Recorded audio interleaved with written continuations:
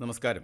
മാസാവസാനം ഏതാണ്ട് 1.25 ലക്ഷത്തോളം രൂപ ശമ്പളം കൈപ്പറ്റുന്ന ഒരു ഗസറ്റ് ഓഫീസർ ഒരു സ്ഥാപനത്തിൽ വെച്ച് ഫെബ്രുവരി മാസത്തിൽ തന്റെ ഇൻകം ടാക്സ് അടച്ചപ്പോൾ അദ്ദേഹത്തിനുണ്ടായ ഒരു ദുരനുഭവം കഴിഞ്ഞ ദിവസം വർക്കിംഗ് ക്ലാസ്സുമായി പങ്കുവയ്ക്കുകയുണ്ടായി. എല്ലാ ജീവനക്കാരെയും പോലെ തന്നെ അദ്ദേഹവും മാർച്ച് മാസം മുതൽ തന്നെ ഇൻകം ടാക്സ് തന്റെ ആന്റിസിപ്പേറ്ററി സ്റ്റേറ്റ്മെന്റ് പ്രകാരം TDS അടച്ചു വരികയായിരുന്നു. മാസം 15,000 രൂപയായിരുന്നു അദ്ദേഹം TDS ആയി അടച്ചു വന്നിരുന്നത്. മാർച്ച് മുതൽ ജനുവരി വരെ 11 മാസം 15,000 രൂപ വീതം അടച്ചു വന്ന അദ്ദേഹത്തിന് ഫെബ്രുവരി മാസത്തിൽ ഫൈനൽ IT സ്റ്റേറ്റ്മെന്റ് തയ്യാറാക്കിയപ്പോഴാണ് അബദ്ധം പറ്റിയ വിവരം മനസ്സിലാവുന്നത്. ഫെബ്രുവരി മാസത്തിലെ IT ബാലൻസ് അടയ്ക്കേണ്ടത് 1,20,000 രൂപ. അതായത് ടോട്ടൽ ടാക്സ് ആയി അദ്ദേഹത്തിന് വന്നത് 2,85,000. 11 മാസം 15,000 രൂപ വീതം TDS അടച്ചപ്പോൾ 1,65,000 രൂപ അടച്ചു. അപ്പോൾ 2,85,000 ടോട്ടൽ ടാക്സ് മൈനസ് TDS ആയി പിടിച്ച 1,65,000, അതായത് 1,20,000 രൂപ അദ്ദേഹത്തിൻ്റെ റിമൈനിങ് ടാക്സ് ആയി ഉണ്ടായിരുന്നു. 1,17,000 രൂപയായിരുന്നു ആ മാസത്തെ അദ്ദേഹത്തിൻ്റെ നെറ്റ് സാലറി. പക്ഷേ അദ്ദേഹത്തിന് ആ മാസത്തെ ശമ്പളത്തിൽ നിന്നും 1 രൂപ പോലും കിട്ടിയതുമില്ല.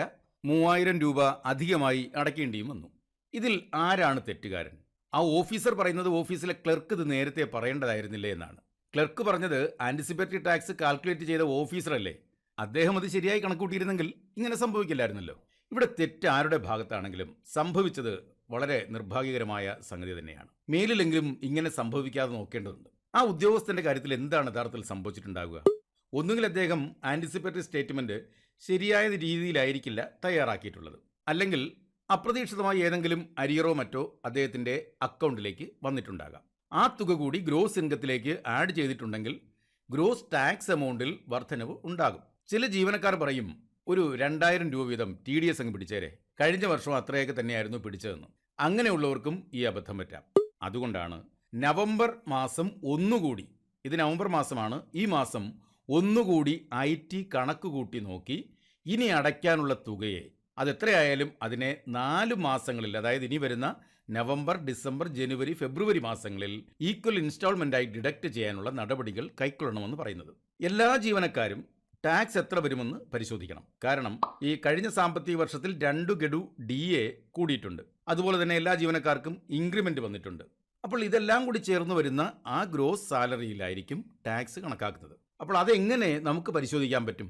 ഫെബ്രുവരി മാസത്തിൽ ഞാൻ എത്ര രൂപ ടാക്സ് അടയ്ക്കേണ്ടി വരുമെന്നുള്ളത്. ഈ നവംബർ മാസമാകുമ്പോൾ ഏകദേശം നമ്മുടെ ഗ്രോസ് സാലറി എത്ര വരുമെന്നും അതിന്മേലുള്ള ടാക്സ് എത്ര വരുമെന്നും ഏകദേശ തുക നമുക്ക് കണക്കാക്കാൻ കഴിയും. അങ്ങനെ വരുമ്പോൾ ഈ മാസമാണ് നമ്മളിത് പരിശോധിക്കേണ്ടത്. 1 മിനിറ്റ് മതി ഇത് നോക്കാൻ. സ്പാർക്ക് തന്നെ ഇത് നോക്കുന്നതിനുള്ള സൗകര്യവും ചെയ്തു തന്നിട്ടുണ്ട്. മറ്റാരുടെയും സഹായം വേണ്ട. ഓരോ ജീവനക്കാരനും സ്വയം ഇത് പരിശോധിക്കാനും TDS എമൗണ്ട് വ്യത്യാസം വരുത്താനുമുള്ള സൗകര്യമുള്ളപ്പോൾ എന്തിനാണ് നമ്മൾ ഫെബ്രുവരി മാസത്തിൽ ശമ്പളം മുഴുവൻ IT-ക്കാർ കൊണ്ടുപോയി എന്ന് പറഞ്ഞ് കരയുന്നത്? അതെങ്ങനെ നമുക്ക് പരിശോധിക്കാം? നമ്മുടെ എമൗണ്ട് എത്രയാണ് നമ്മൾ മാസാമാസം അടയ്ക്കേണ്ടത് എന്ന് പരിശോധിക്കുന്നത് എങ്ങനെ എന്നാണ് ഈ വീഡിയോയിലൂടെ നമ്മൾ പഠിക്കാൻ പോകുന്നത്. ഏവർക്കും വർക്കിംഗ് ക്ലാസിൻ്റെ ഒരു പുതിയ വീഡിയോയിലേക്ക് ഹൃദ്യമായ സ്വാഗതം.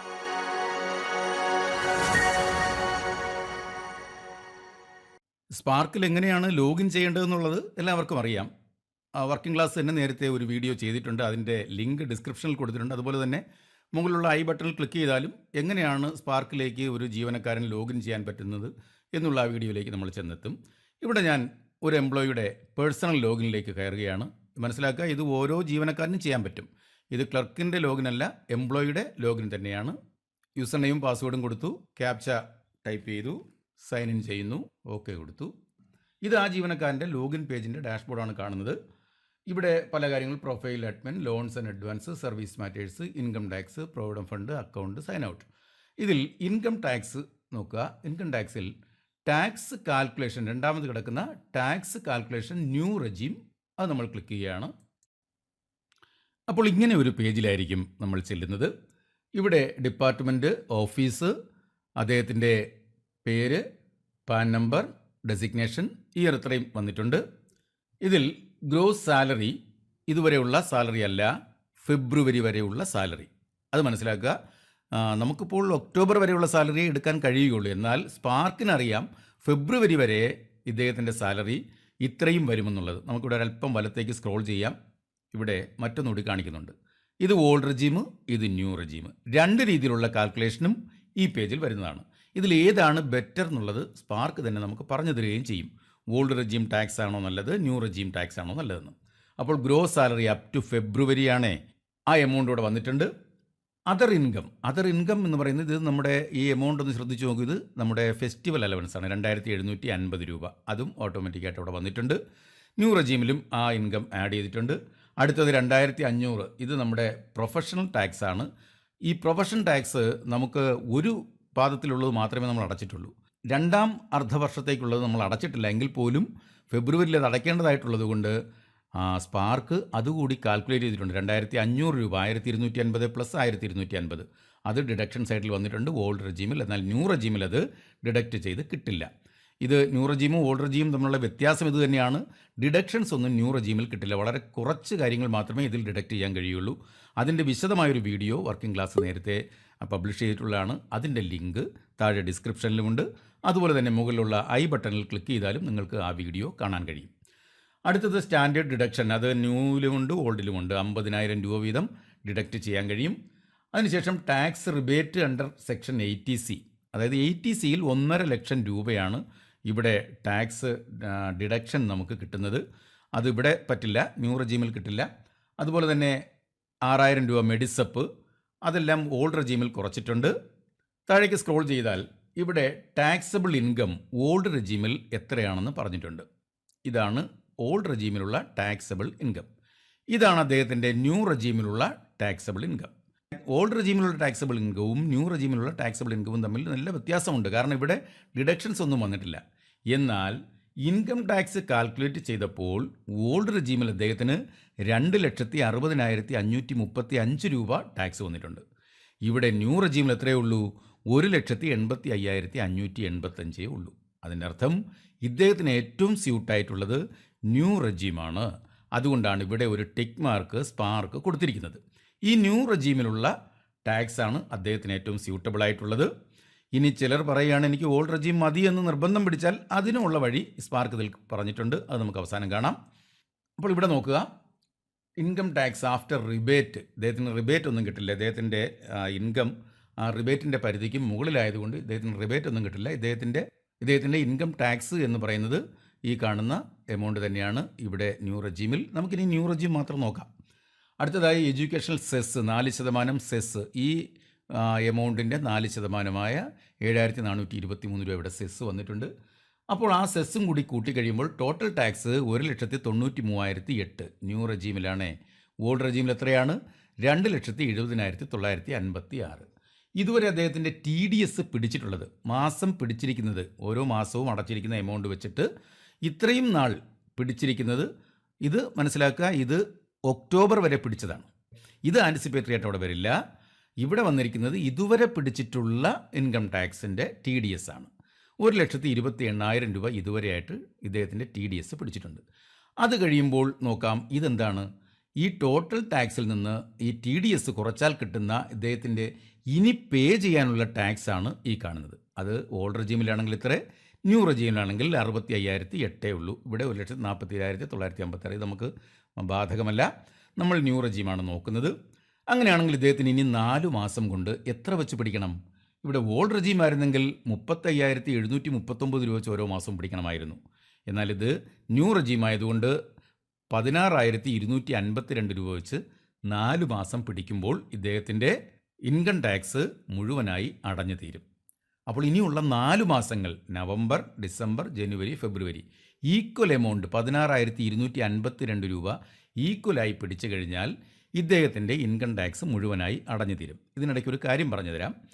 ഇതിൽ മറ്റ് ഡിഡക്ഷൻസ് ഓൾഡ് റെജീമിലാണെങ്കിൽ നമുക്ക് മറ്റ് പല സേവിങ്സുമുണ്ട്. ആ സേവിങ്സ് നമുക്കിവിടെ കണക്കാക്കാൻ പറ്റില്ല.